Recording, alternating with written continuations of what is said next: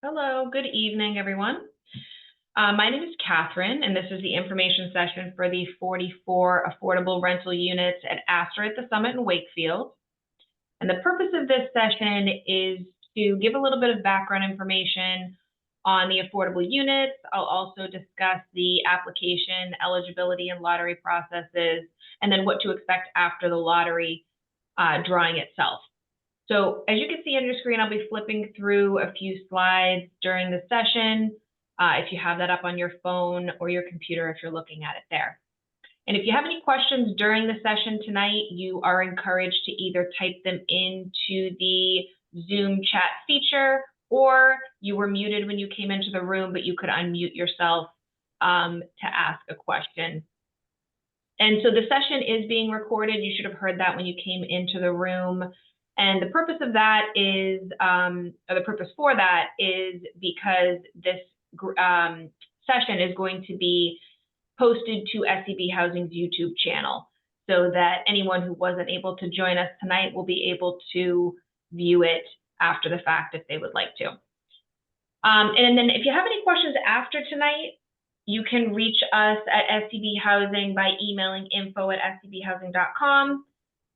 We also have a phone number that is on another slide here, so the 617-782 number. Email is the easiest way to get in touch with us, or the quickest way, but you also can feel free to call as well, and we can, if you're watching this session after the fact and you think of anything, please give us a call and let us know. We also have members of the Dolben team with us tonight, so they'll be able to answer questions that are specific to the property itself, so amenities, if you have questions on the location, unit features, things that you weren't able to find in the information packet. If you've already looked at that, they will be on hand. And I'm going to turn it over to them for a few minutes in just a moment. First, just want to give you some background information on who we are at SCB Housing. So SCB Housing is an off-site affordable housing consulting group. So we're not the on-site management team for the building. We've been hired by the developer to market these affordable units, conduct this information session. We will be the ones reviewing the lottery applications as they come in, and we will be the ones determining your eligibility for the lottery, and then we'll eventually also run the lottery. So in the initial phases of this screening process, we're your main point of contact rather than the management office. But then further along, the on-site management team at Dolben will be taking over as your main point of contact for these units. So there's a few steps in the process. This is just one of those first steps. Step one would be for you to apply for the affordable housing lottery and be found eligible for the lottery.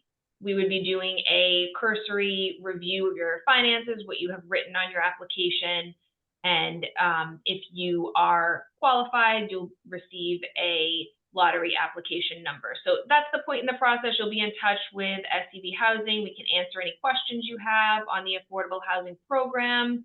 We'll process your application. But the second step in the process is when you'll be in touch with the leasing office.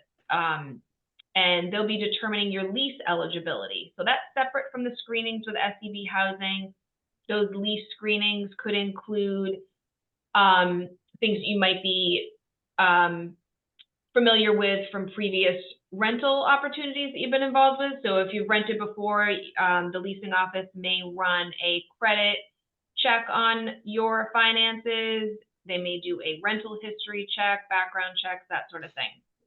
And then the third step in the process, the final step, is that once you've been approved by the leasing office as lease eligible, you'll then be directed back to SCB Housing.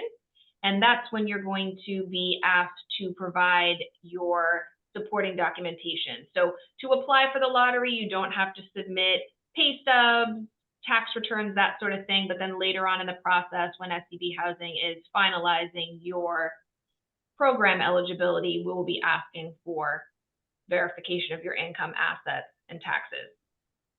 And then you'll have about 10 days to get that into us, and we'll work with you if you need some more time. So before I move on to how to apply, what to list on your application, how we at SEB Housing will be calculating your income. I just want to ask if anyone has any questions, and then also, again, turn it over to the folks at Dolben if they have anything specific that they would like to talk about in regards to the unit, location, amenities, all that sort of thing, to give you more specifics, either for anybody on the call now or for anyone watching later on. All right. Well, hello, everybody. Yeah. My name is Brian Shapiro. I'm a regional property manager with Dolben. Patrick Beaton's also on this call. He's going to be the on-site property manager once we get rolling over there in Wakefield. We're really excited to get started. It's a very cool property. And, as I said, we're very excited about it. So as far as a timeline goes for us, right now, there's 3 total residential buildings. The first building we're expecting to come online, meaning people, as of right now, we're expecting people to be able to move in around February 15th into that first building. And then the second building, we expect to open around March 15th. And then the third building, we expect to open around April 1st. So that's the timeline as of today. We have a development team on site working with the construction company. And as I'm sure you can all imagine, timelines are always a living and breathing thing when it comes to construction. So those are the dates we can give you right now. And there's nothing suggesting otherwise, but that's, it's always open for changing. The clubhouse and leasing office are also going to be opening with that in the middle of March when that second building comes available. So temporarily, we're going to be housed, or our office is going to be based out of an apartment unit in the first building that comes online in the middle of February. So we'll be on site with everybody that moves in from day one, which is great. In the meantime, we're working out of our corporate office. I see at least 1 or 2 familiar faces that I've personally talked to on this call now. So we're able to conduct business and answer any questions that you have even before we're physically there. Also, as of now, we're able to start scheduling hard hat tours, and that may be something that we need to talk to SEB about, how we want to manage that process. But we're looking to start those on January 16th. Which is next week, and we'll be touring Mondays through Saturdays in certain windows of time. So I can get you all that information over to SEB, or how would you like us to handle that? Yeah, so if it's not an open house sort of situation, it's just kind of applicants can come in during windows on each of those days. Well, they need to have scheduled tours.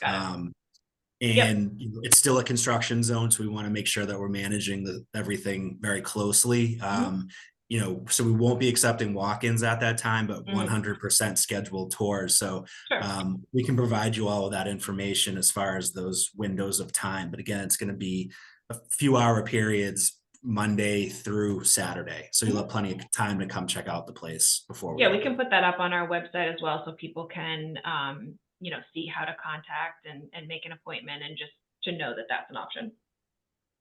Okay, great.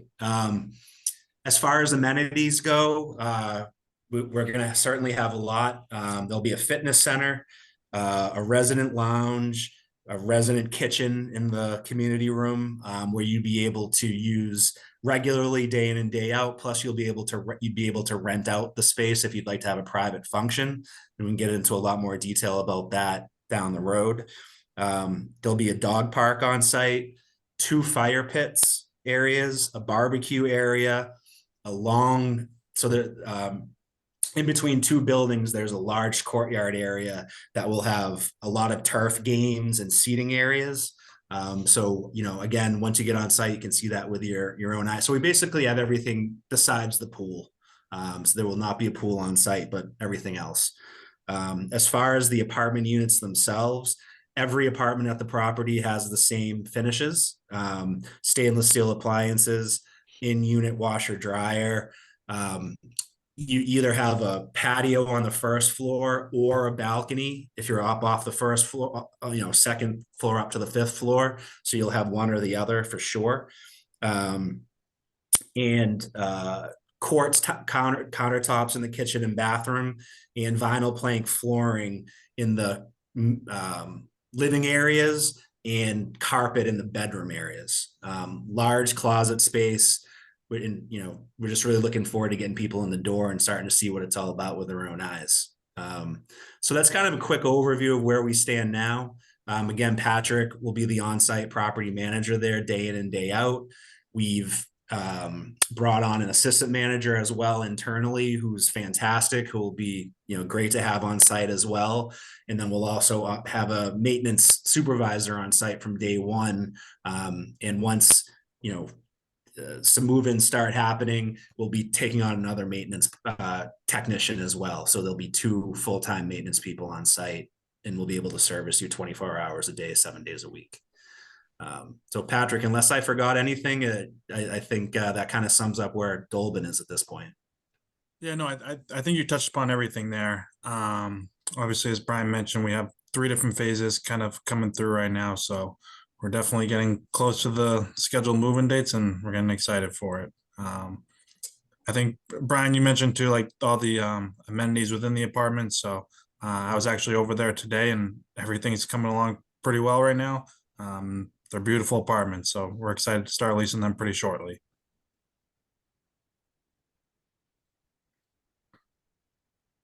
Great. Does anyone have any specific questions that haven't been answered in terms of the community itself?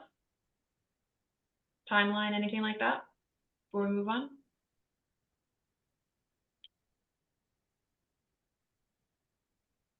Check in the chat, make sure nothing's coming. Okay. Thanks so much. So again, if you want to apply for one of the apartments at Aster at the Summit, there's a few ways you can do that. So currently on SCB Housing's website, there is a affordable housing's opportunities page. So if you go to www.scbhousing.com and you select I want to rent, since this is a rental opportunity, and you select Aster at the Summit, you're going to be taken to a page specific to this property. And that has a downloadable version of the lottery application. And it also has the information packet. The information packet contains most of the material that I'm going to be covering during the session tonight. So if you're tuning in later and you're watching this session, you can also see a lot of that information in the packet there. So I'm not going to have time to cover everything that's in there. So if you are interested in this opportunity, we do recommend that you take a look at the information packet as well. So if you're going to apply for one of the affordable units at Aster at the Summit, you're going to need to complete that lottery application and then submit it to us in one of several ways. So you can email or scan it to us at info@scbhousing.com. You can fax it to us. The fax number is on the first page of the application itself. You can send it by regular mail to our office in Needham, or if you happen to be in the Needham area, if you live in the Needham area, we have an office at 257 Hillside Ave, with a secure drop box that you can drop the application off at. So whichever one of those options works best for you, we just encourage you to get your lottery application in early. It is fairly brief. Like I said, there's no supporting documentation that you need to submit at this early stage. So it should only take you about 10 minutes or so to complete. You're writing down what your information, what your income is, and then the verifications would come later down the line. Applications are due by February 5th. And they need to be delivered or postmarked by 2 p.m. that day in order to be considered. You don't need to be a resident of Wakefield to apply for this lottery. So there are going to be some units that have local preference for residents of Wakefield, and I'll discuss that a little bit further down the line, but you shouldn't be dissuaded from applying if you don't live within the town. So as Brian mentioned, the affordable units are going to be ready very soon. Even those in that third phase are expected to come on in April. So with the lottery being in mid-February, you know, there is not too much of a delay there at all. So there is a website for the property as well. So if you want to go to asterwakefield.com, there's some more information on floor plans, the location. There's some more images in a gallery that's on that website. So go ahead and take a look. I wanted to mention too, and there's some information on your screen here, but in terms of utilities, tenants are going to be responsible for paying the cost of electricity, which includes an electric heat pump, cooking and hot water. Cold water and sewer are included in the rent, so you will not need to pay those separately. There's also free parking available for residents as well.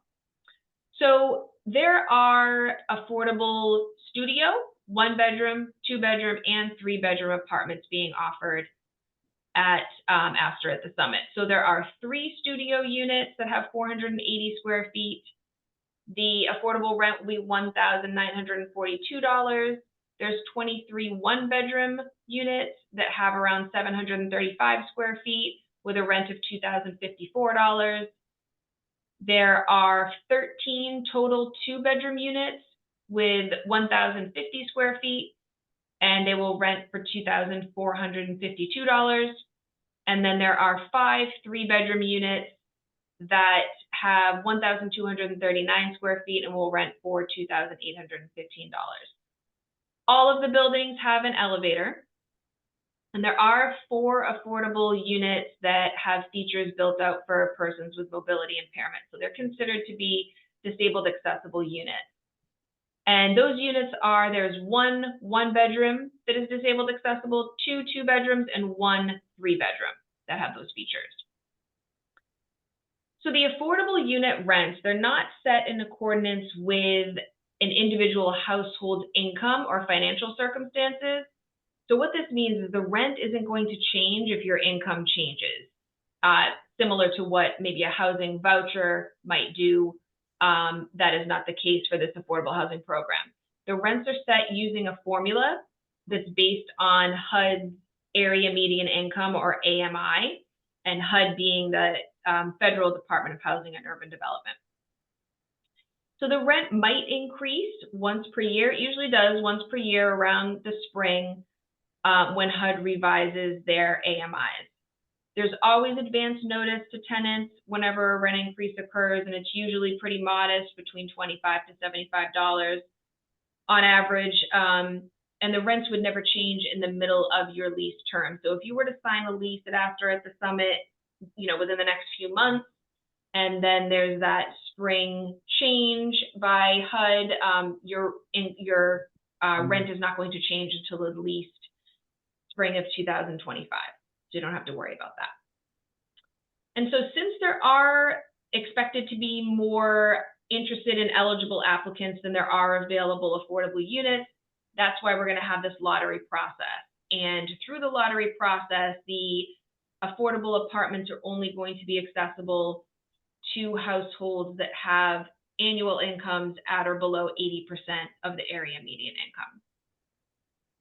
And we'll talk about those next. Again, just a reminder, if you have any questions, let me know. But in terms of qualifying for the affordable housing program, so if you've taken a look at the information packet at all, the eligibility requirements, the 4 eligibility requirements are listed on page 4.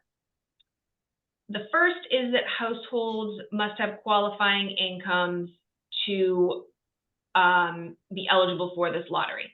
So we'll talk a lot more about that in just a few minutes, but on your screen, you can see the maximum income limit for household size up to 6 people.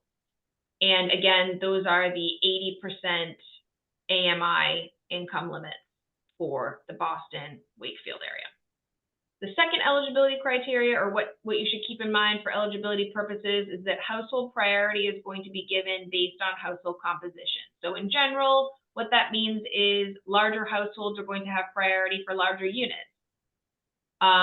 Also, for this particular property, keep in mind that a 1-person household cannot apply for a 2-bedroom unit, and a 2-person household can't apply for a 3-bedroom unit unless a household member has a disability which requires a reasonable accommodation for that extra bedroom. The third eligibility criteria, applicants cannot currently own a home at the time of move-in. So if you own a home now and you've almost sold it, for example, feel free to apply. You would just need to confirm by showing us that you're no longer on the home's deed before you lease at Aster at the Summit. And then finally, it doesn't come up often, but households can't have financial interest in the development and can't be considered a related party. So if you work for the developer or the management company, you might not be eligible for this opportunity. So to circle back on eligibility criteria for income and assets. So these affordable units are being made available to rent at prices that are lower than identical or very similar units within the building. So again, only being made available to households that qualify for this affordable housing program. Maximum income limits are set by household size, as you can see on the screen there. And these numbers are listed everywhere. You'll see them on the application. You'll see them in the information packet. And again, just a reminder, we don't need to verify your income right now, but we will need to do that later on. So applicants that are approved for the lottery will be sent a documentation requirements guide by email. And what that guide is it just acts as a kind of an FYI or a guide for you to gather your documents if you're called forward from the waiting list to apply for one of these apartments after the lottery. So it gives you more detail on exactly what types of documentation you will need to submit depending on your source of income. So how many pay stubs, how many bank statements, that sort of thing. So just to give you a basic overview of how your income will be calculated further down the line, income for this affordable housing program is counted as a projection of a household's income over the next 12 months for all household members. So this includes, if you maybe have bonuses or overtime that you sometimes or sporadically make, we do need to count that. The only exceptions really are minors who are working. So if you have, a 16-year-old in your household who's working, we would not count their wages towards your total household income. And then if you have dependent full-time students who are working, we only count $480 when determining your eligibility. We are required to count gross income, not net income, so the amount that you make before taxes. Although, we know that you are not taking home the full amount of your salary, the program does require that we count that gross amount. And so how we calculate that income is not one size fits all. Everyone's income circumstances are different. Some applicants are going to have a steady weekly salary. It's consistent throughout the year. And then there's people who are self-employed or may work seasonally. So in those types of unique circumstances, we may need to look further back into the past to be able to calculate or anticipate what your income might be for the next 12 months. So it's an estimation, but we'll be getting as much information from you as we can to make a educated estimation. And then specifically for self-employed household, if you have anybody in your household who's self-employed, you are going to need to complete a profit and loss statement to provide supporting information about your business. Your business expenses, if you're self-employed, will be taken into account. But for those of you who are not self-employed, it is always going to have to be that gross income we count. So if you are not self-employed and you have a car payment or health insurance payment, we can't make those deductions, unfortunately, from your gross income. In general, any income that you have been making, we're going to have to assume that you'll be making it going forward unless we have some sort of definitive documentation stating that you're no longer earning that income source. So if you switch jobs, but your tax return from last year obviously is going to have that old job on it, we're going to need something showing that you're no longer at that previous job, for example. Sources of income to write down. So really any income coming into the household, you want to make sure you're disclosing that on your lottery application. So not just wages, but if someone in the household receives Social Security benefits, child support, unemployment, workman's comp, pension payments, that sort of thing, you want to make sure that you are writing that on the application. So there's no minimum income amount for the affordable housing program. However, most management teams, including the management team at Aster at the Summit, wants to make sure that tenants can afford the rent, regardless of whether or not you are renting as a market rate or affordable tenant. So the management company has set, a minimum household income equivalent to 2.5 times the monthly rent. And the amounts are in the information packet. I've also put them here on the slide that's on your screen now. If you have a Section 8 or any other mobile housing voucher that you would be using to rent one of these affordable units, you can disregard these amounts. But if you do have a housing voucher, we always suggest that ahead of time you check in with the agency that administers your voucher to confirm that the rent amounts at Aster at the Summit will work for or are permissible using your voucher. You want to know that sooner rather than later if the rents, are too high or outside the amount that your voucher will allow. Applicants without a voucher, though, will need to be between these minimum income amounts that are on your screen and the maximum program income limits that were on that previous slide. So if you, if you're a one-person household and you make below $82,950, you just need to make above whichever one of these amounts applies to you. If you're applying for a one-bedroom, your income would need to be between $61,600 and $82,950 if you're a one-person household to qualify. There is an exception to that, and that is that if you have just below that minimum income amount, it's possible that if you have liquid assets that you could access to afford the rent, that the leasing office will be able to take those into consideration and and add them to your income to be able to qualify for the program. And the reason that that's permissible is because the minimum income amounts are not strictly enforced because they're not a program requirement, but the maximum income limits are. So ultimately, it's going to be the decision of the management team during your lease screening whether or not your household meets the minimum income requirement. There's no asset limit, though, for rental opportunities. So you could be retired, for example, and have a significant amount of assets in the bank account. We still need to collect information about those assets, although there's no asset limit. And that's because if any of your assets are generating income, that income needs to be counted towards your total household income. So when you're thinking about assets, we're not just talking checking and savings accounts, but if you have retirement accounts, you need to write those on your application.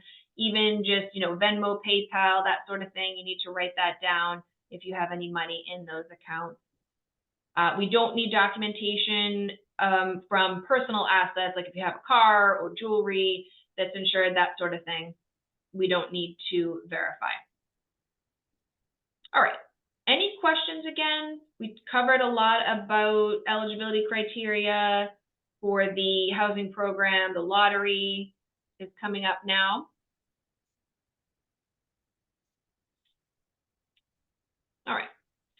So as mentioned earlier, if you're interested, we want you to apply as soon as possible, get that process started. Once we receive your lottery application, we'll review it, contact you if there are any questions or if anything appears to be missed, and we'll give you a chance, obviously, to resubmit with all of the information that we need. If you're found eligible for the lottery, you'll be sent a lottery application number by email in the form, and that lottery number will be in the form of a series of numbers.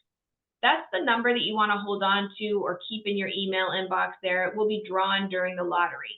We're not going to be calling names during the lottery, so that number is meant to be an anonymous identifier. And it's not a ranking of any sort yet. It corresponds with the order in which your application was approved. So if you were the very first person to submit an application for Aster at the Summit, your lottery application number will be A.001. The email that you received is also going to confirm whether your household qualifies for local preference. So you would have indicated on your application that you believe your household qualifies for local preference, maybe because you live in Wakefield. It could be that you work full-time in Wakefield, or you're the legal guardian of a child attending Wakefield Public Schools. You won't need to verify your local preference until after the lottery, when you're asked to verify your income and assets and all of that. 7 of the affordable units at Aster at the Summit are going to have local preference, which means that local preference households will get priority on those waiting lists for those 7 units when compared to households who don't have local preference. There's more information about local preference on the last page of the information packet, but again, that shouldn't dissuade you from applying. We don't know how many people are going to have local preference who qualify for these units, and there are quite a few units who don't have local preference. So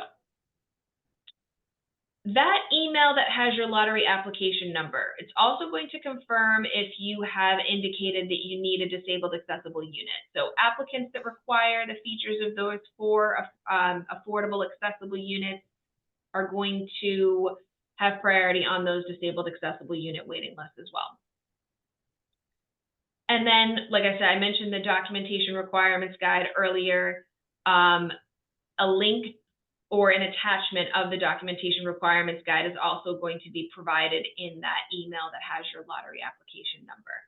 So hopefully you're able to review that guide, sort of start to gather some of that information that you're going to need later on in the process, your pay stubs, your taxes, that sort of thing. So you have it all set aside when you're asked to move forward. If at any point during the process that we are reviewing your application, if you're found to be ineligible, maybe you're over income, or you're not eligible in some other way, you'll be informed by email, and we encourage you to contact us if you have any questions on that denial.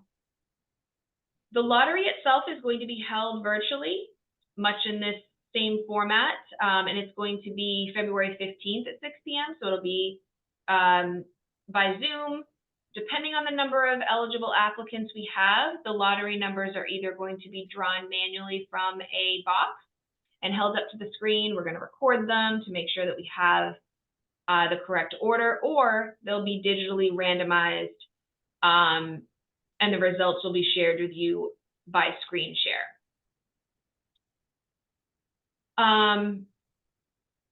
So during the lottery, every lottery number is going to be picked. Sometimes when we think of lotteries, we think, if there's 44 units, there's going to be 44 there's going to be 44 numbers drawn. That's not the way that these types of lotteries work, though. So the purpose of the lottery is to establish an order of priority on the waiting list for each of the apartments. So in general, of course, it is more beneficial to be called early in the lottery, but keep in mind that local preference households, again, are going to have priority. Households who have indicated they need the special features of an apartment are going to have priority for some apartments. So we still at SEB Housing are going to need to sort the results after the lottery. So if you're attending the lottery, you're not going to know exactly where you are on the waiting list until after we've sorted, after the lottery has actually taken place. We try to send the results that same night, though. So by 10 o'clock, you should have or even before that, you should have the waiting list in hand in your email inbox, and you'll be able to see where you stand. You want to keep in mind that there are going to be households, there usually is, households who are later found ineligible by SEB Housing or the leasing office. So you might see that you are further down the waiting list than you would like, but that doesn't mean that you won't have an opportunity to rent one of the apartments at Aster at the Summit. So again, if you're drawn further down, you see that your number is way down the list, it may just be, a few weeks before we call you forward, because there will be some people who are dropping off the waiting list for one reason or another. Okay, so when you're reviewing the email that I will send after the lottery that has the waiting lists attached to it, you're going to find your lottery number on those waiting lists, and you'll be able to see and have a better idea as to whether or not you'll be invited forward to the next step in the process, which is to apply for a lease with the leasing office. So following the lottery, that's when you'll be connected with the management team, and the management team will also have your information as well. And you'll be able to, if you haven't already, coordinate a tour, complete your lease application with them, and you'll have about 5 days to do so, to connect with them to initiate the lease screening process. So just a reminder again that SCB Housing is screening for your application for the lottery, and then we're also going to screen your program eligibility after you have done the lease screening. So we're not the ones doing your lease screening, the management company will be doing that. And so the lease screening is the part in the process where you may have a rental check, background check, credit check, that sort of thing. We also always want to mention too that the leasing office may be screening more households than there are available units, just to speed up the process. So for example, there's 5 three-bedroom units that are affordable at Aster at the Summit, and there could be more than more than 5 households that are being invited forward. So that's one of the reasons that even if you are one of the first households on the waiting list, you don't want to immediately inform your current landlord that you're giving notice, because you haven't yet been lease or program certified until later on in the process. Once you are lease approved, though, that's when if you're one of the top households on the waiting list, you'll be one of the first people to reserve an affordable unit. So if you have that top waiting list position on, the 3-bedroom waiting list, for example, you're going to be the first person who's able to reserve and choose from the affordable unit. That's true even if the person behind you on the waiting list finishes their lease application sooner than you, because the waiting list order always needs to be honored. So you'll be able to tour the unit, obviously, make a decision based on what factors are important to you. So it could be that you want to lease a little bit later or earlier. You want to have a unit that is on a certain floor. You'll be able to make that decision. And then the second household on the waiting list will have second choice at the remaining units, and so on. So once you have reserved an affordable unit, the leasing office is going to then notify us at SCB Housing, and will then contact you to coordinate your submission of all of that income, asset, and tax documentation that I've been talking about, and will complete your final program review. So hopefully at that point, you've been able to look at the documentation requirements guide, and you've been able to gather all of the information that you need to submit. You'll have about 10 days to get that into us at SCB Housing. And of course, we'll work with you as you do that. There's a lot of information that's required. So most people don't submit everything on the first try, or maybe they think they submit everything, but then we come back with some questions that require additional documentation. So don't be discouraged if that happens. We're more than happy to work with you to make sure you get your file completed. Your program certification is good for 6 months. So if you're approved by SCB Housing in February, as long as you move in before 6 months from that date, so sometime in August, you won't need to submit verifications to us again. Because once you're leased, you're done with screenings for the affordable housing program until your lease renewal date. So if you move in, we hope that you love the unit, you want to continue living there beyond the first year of your lease. But if you do, you will need to recertify your income again with the leasing office prior to your lease renewal. So we just kind of recommend that everyone that's living in an affordable unit has a folder with your finances and pay stubs, taxes, that sort of thing in there, so you're prepared.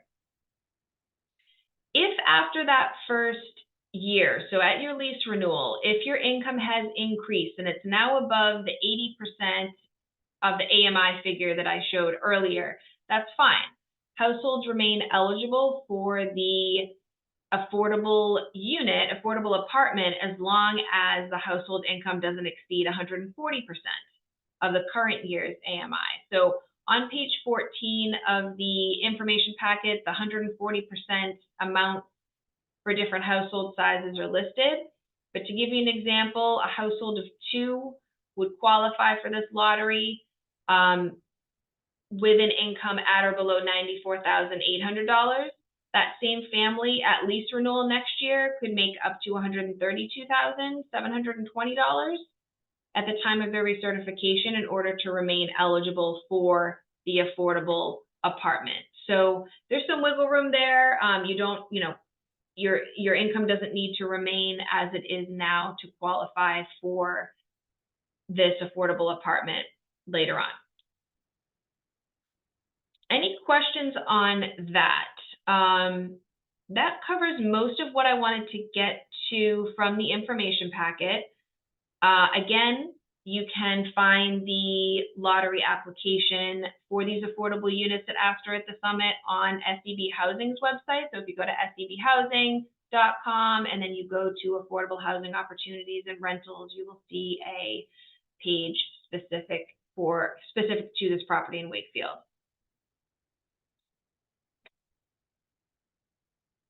Sure, Jezebel has a question, it looks like.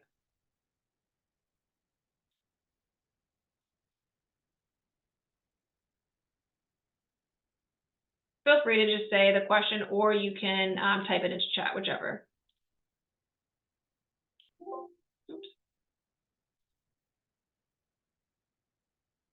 Did you have a question, Jezebel? I think you're off mute now.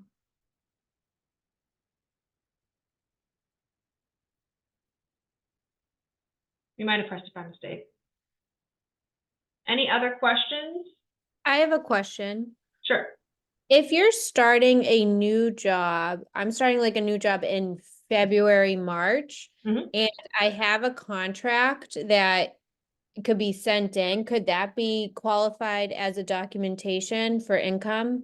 Yeah, I mean, in that case, it's a special circumstance. Obviously, you're not going to have 3 or 5 pay stubs that might be required. So yeah, an offer letter would be fine for that Okay. verification. Yep. Okay, thank you. Anyone else? Nope. You got something in the chat here. Oh, Jezebel, I see here you wrote, "Can you hear me?" But we could not hear you. You can try it again if you want. I'm going to click ask to unmute. And you might be able to there. We still can't hear you, but if you want to type it into the chat, I'll stick around for you.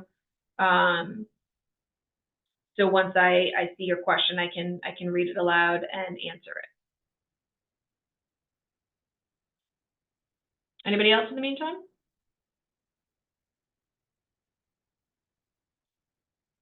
info@sebhousing.com again is our main email address that is checked regularly throughout the day. So if you have any questions following this session, that's how you want to get in touch with us.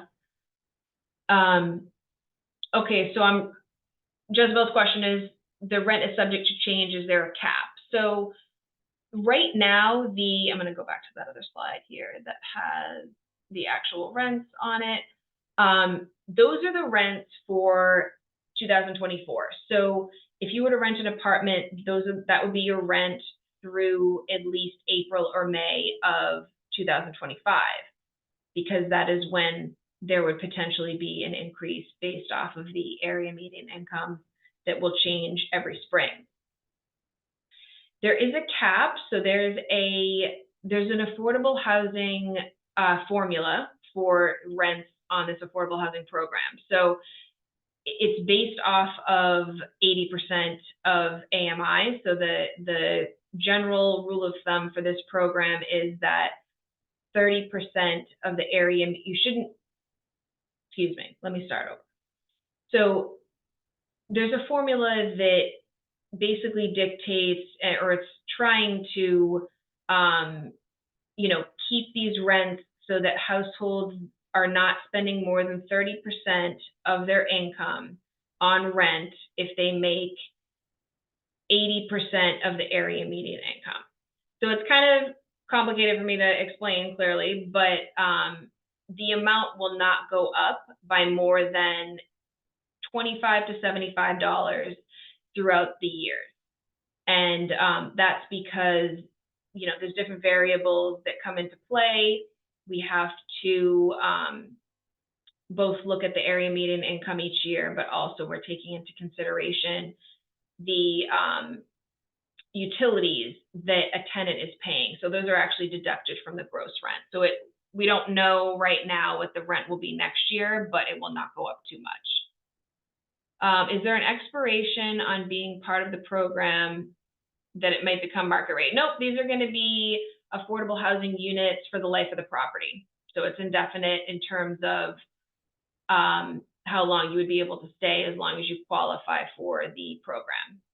Will tenants have to pay first and last? I don't have that information now, and I don't think Dolben is still on the call, but usually, yes. Usually first and last are required. If you, you know, some property managers understand that not everybody can pay all of that upfront, security first and last. So you could try to do some sort of a payment plan with them if you're not able to make that work. That is typically what we see, though. Yep. Any other questions before I let you go?